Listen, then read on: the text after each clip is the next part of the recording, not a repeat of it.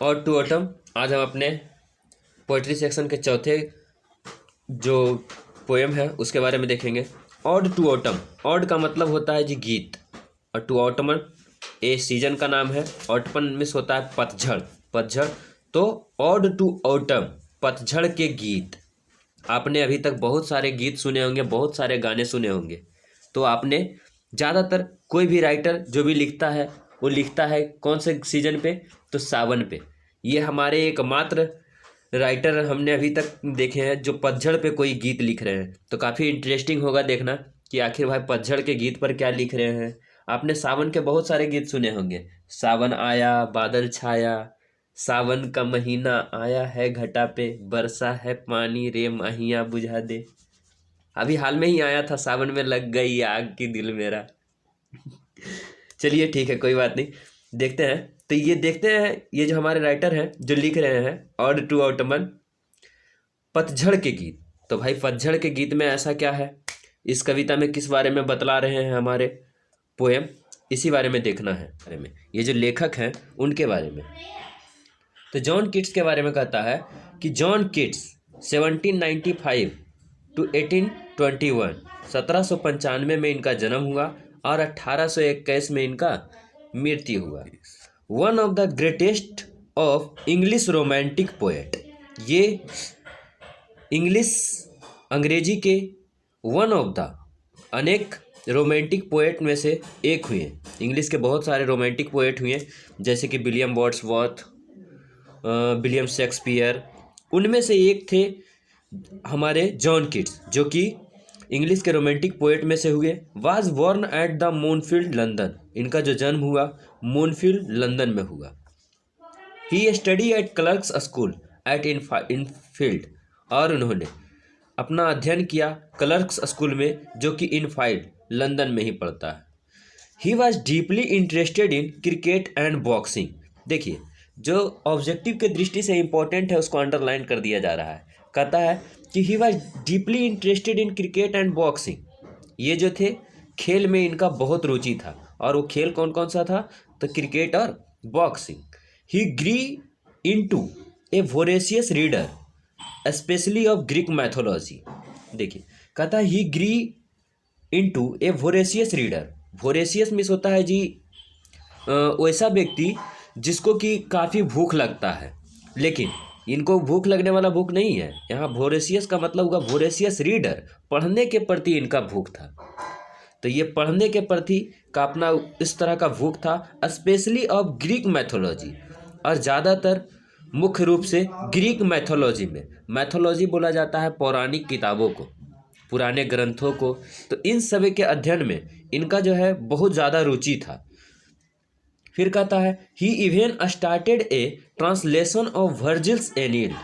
इन्होंने अपना स्टार्टेड, शुरू में जब अपने ये शुरुआत किए थे तो ट्रांसलेट, अनुवाद करते थे वर्जिल्स एनील्ड। वर्जिल्स एक राइटर का नाम है जो कि इंग्लिश के ही राइटर हैं, उनके किताबों का अनुवाद करते थे और उनका किताब का नाम था Aeneid. His ambition to become a poet was fired by his first acquaintance with Spenser Faerie Queene. कहता है his ambition to become a poet, उनका जो चाहत था, एम्बिशन था, एम्बिशन मीन्स होता है चाहत, उनका जो चाहत था टू बिकेम ए पोएट, एक पोएट बनने का, एक कवि बनने का, was fired by his first acquaintance with Spencer, वो जागरूक हुआ, फायर्ड बने जागरूक होना, fired by his first acquaintance, acquaintance means होता है पहली नज़र में, जब उन्होंने पहली नज़र में देखा स्पेंसर्स फेरी क्वीन। स्पेंसर एक राइटर हैं, उनका बुक जो था फेरी क्वीनी, उस किताब को देखकर, स्पेंसर की किताब फेरी क्वीनी को देखकर जब उन्होंने इसको पहली नज़र में देखा था, तब इनके मन में जागरूकता पैदा हुई, इच्छा जागृत हुआ कवि बनने का। फिर कहता है his first poem line in imitation of Spenser was published in 1814, और इनका जो पहला पोएम था lines in imitation of Spenser, जो कि पब्लिश्ड हुआ, प्रकाशित हुआ 1814 में। His first volume of poetry entitled poems was published in 1870, और इनका जो कहता है वॉल्यूम ऑफ पोएट्री, एक पूरा वॉल्यूम, पोएट्री का एक पूरा वॉल्यूम करने का मतलब वो बहुत सारे कविताओं को मिलाकर जब एक किताब के रूप में प्रकाशित हुआ, वो प्रकाशित हुआ 1817 में। हिज पोएम इंडाइमिनो, और इनका जो पोएम था Endymion was well appreciated by Wordsworth. इन्होंने एक कविता लिखा जिसका नाम था इंडाइमिनो। ओ एप्रिसिएटेड था, प्रभावित था उनसे, किनसे? तो विलियम वर्ड्सवर्थ अंग्रेजी के बहुत बड़े राइटर हुए, उनसे ये कविता प्रभावित थी। इट वाज पब्लिश्ड इन 1880, और ये जो इंडाइमिनो कविता था वो 1818 में पब्लिश्ड हुआ। हिज ऑड्स मैंने हम पहले भी बताएं, ऑड्स मैंने गीत, तो कहता है हिज ऑड्स, उनके जो गीत थे, on indolence, on a Grecian urn to साइपिक, to a nightingale, on melancholy and ode to autumn made him a great romantic poem of English literature. इनके द्वारा जो लिखे गए ये सब गीत हैं वो इन्हें बनाता है एक great romantic poet of English literature, English literature का एक रोमांटिक पोएट के रूप में दिखलाता है। सो डिड, और इसलिए किया, लामिया एंड हैप्रियन भी इन्हीं के द्वारा लिखी गई 2 पुस्तक है। He died of tuberculosis in 1821 at the age of 26, but within this short span of life he was able to achieve greatness. कहता है कि he died of tuberculosis in 1821 at the age of 26। देखिए, मात्र जब वो 26 साल के से थे तभी उनकी मृत्यु हो गई, एक बीमारी के कारण जिसको कि ट्यूबरकुलोसिस कहते हैं। ट्यूबरकुलोसिस आप नाम सुने होंगे टीबी का, इसी का फुल फॉर्म होता है ट्यूबरकुलोसिस बैक्टीरिया के कारण टीबी जो रोग होता है, इसी के कारण इनका मृत्यु हो गया जॉन कीट्स के द्वारा, और मात्र 26 साल की उम्र में।